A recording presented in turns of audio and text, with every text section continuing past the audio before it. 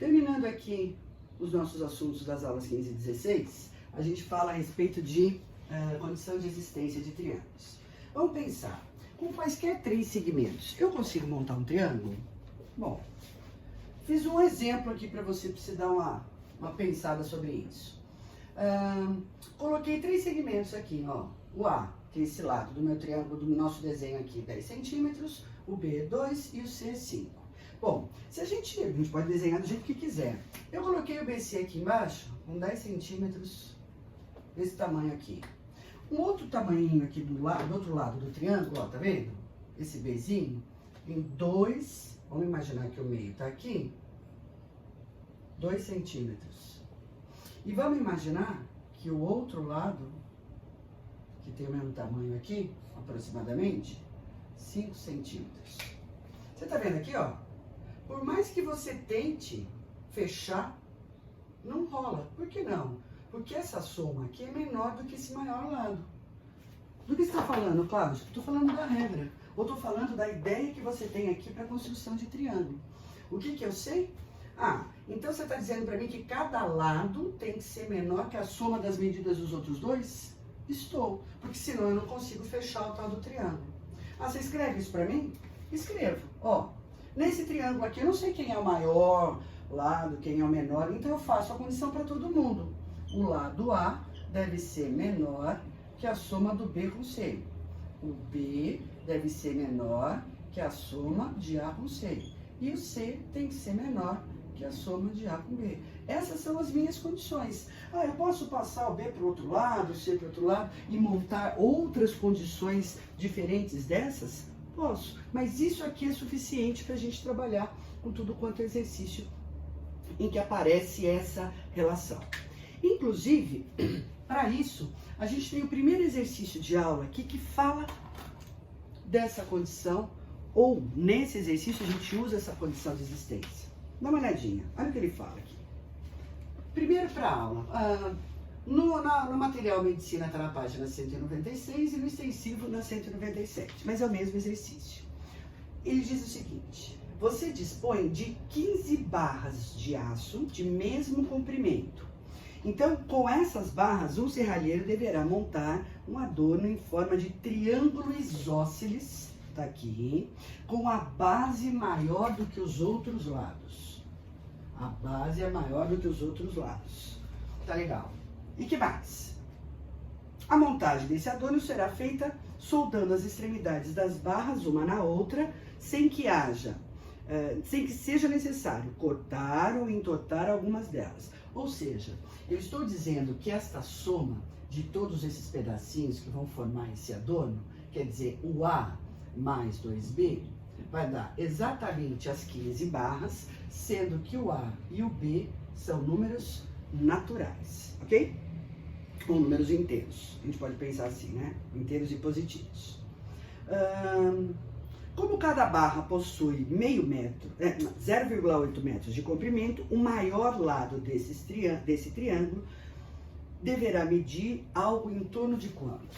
Bom, eu quero saber quanto vale o A, contar esse comprimento todo contado pelas barras de ferro. Então vamos pensar quantas barras eu uso para cada um dos lados desse triângulo. Bom, um dos parâmetros que eu tenho que colocar aqui, porque eu estou montando esse triângulo, é a tal da condição de existência. O que você sabe, vou escrever aqui para você lembrar. Vamos pôr aqui que eu já sei quem é o maior. O maior lado deve ser menor que a soma das medidas dos outros lados. Ou seja, o A tem que ser menor do que B mais B. Ou o A tem que ser menor do que 2B. Bom, e aí, para a gente descobrir quem são esses caras? Eu vou pôr uma tabela de possibilidades. Vou pôr aqui as possibilidades para o A, vou ver quanto vai dar o 2A, e vou ver quanto vai dar o B, só para a gente fazer comparações.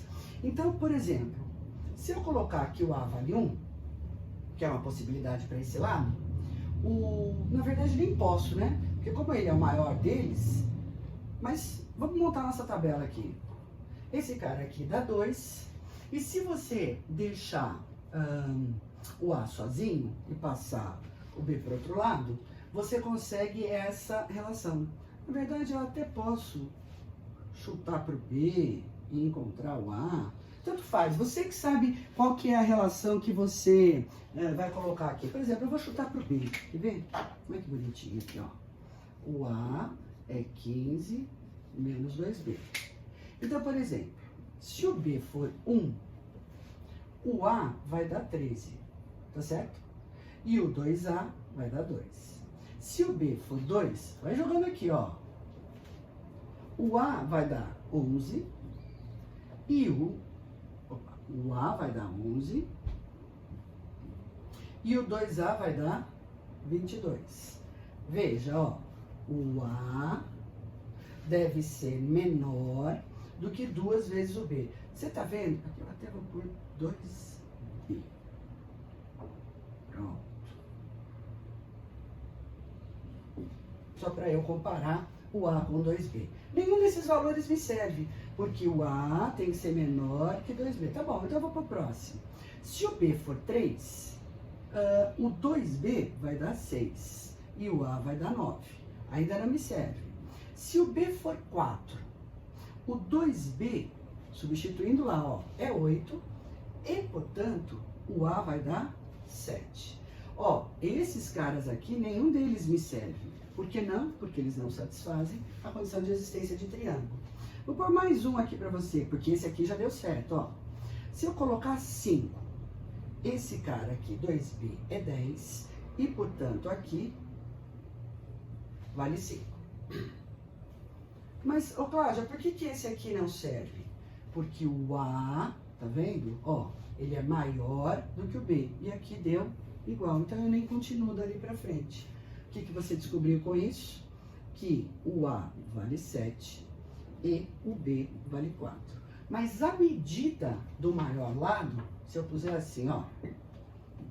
A medida do maior lado é 7 vezes 0,8 metros, que é o tamanho de cada uma dessas barras, ou seja, 5,6 metros é o tamanho total, ou o tamanho máximo, que me dá a letra D de dado no meu exercício. Vamos lá para o exercício número 2. Olha o que ele me diz ali, no 2. A figura representa o delta do rio Jacuí, situado na região metropolitana de Porto Alegre. Ele me dá o triângulo e me dá todas as informações sobre essa situação que você tem aí no exercício. Ele diz, a distância do ponto B ao ponto C é 8 km, o ângulo A mede 45 e o ângulo C mede 75 graus. Uma maneira de estimar quanto do delta do Jacuí está sob a influência do meio urbano é dada pela distância entre A e C. Essa distância em quilômetros vale. Aqui, ó. Então, eu já vejo que não é um triângulo retângulo, que se você somar essas duas medidas dos ângulos aqui internos, vai dar 120 para 180, 60 graus. E também eu estou relacionando medida de lado com medida de ângulo. O que nós estamos falando? Teorema dos senos. O que diz o teorema dos senos? Ó, o lado x está para o seno do seu ângulo oposto, assim como o lado que mede 8 km está para o seno de 45. Pronto. Montada a lei dos senos, a gente só termina a conta. Então, vamos lá. Aqui, ó. Seno de 60 é raiz de 3 sobre 2, de 45 é raiz de 2 sobre 2. Podemos multiplicar em cruz aqui, ó. Eu vou ficar com raiz de 2 sobre 2x é 8 raiz de 3 sobre 2. Passa para o outro lado dividindo, ó. 8 raiz de 3 sobre raiz de 2. Vai lá e racionaliza.